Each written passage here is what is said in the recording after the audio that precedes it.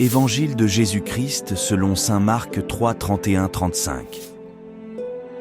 En ce temps-là, comme Jésus était dans une maison, arrivent sa mère et ses frères. Restant au dehors, ils le font appeler.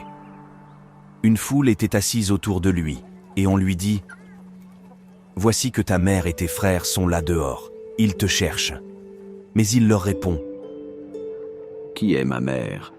Qui sont mes frères ? » Et parcourant du regard ceux qui étaient assis en cercle autour de lui, il dit : « Voici ma mère et mes frères.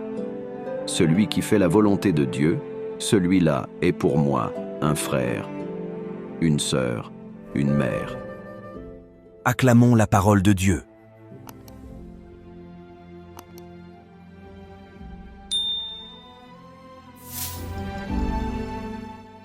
La mère et les frères de Jésus sont dehors qui cherchent à lui parler.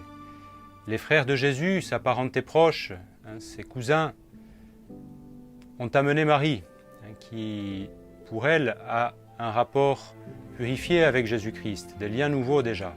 Mais eux, Saint Jean nous dit que pas même ses frères, ses proches, ne croyaient en lui. Ils ont besoin d'apprendre, comme ceux qui sont dans la maison avec Jésus, à écouter sa parole pour découvrir comment faire la volonté de Dieu et entrer dans des relations nouvelles. Aujourd'hui, l'Église fait mémoire de saint Timothée Tite, évêque, collaborateur très proche des apôtres, de saint Paul en particulier. Saint Paul dit de Timothée : « Si tous cherchent leurs intérêts, non ceux de Jésus-Christ, lui, vous savez qu'il a fait ses preuves, c'est comme un fils auprès de son père qu'il a servi. »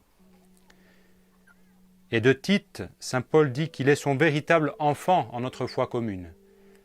Prions aujourd'hui pour tous les pasteurs de l'Église, qu'ils aient le zèle pour la parole de Dieu, pour nous tous aussi, de découvrir dans l'écoute de la parole des relations au-delà de la chair, dans l'esprit, à travers l'Église.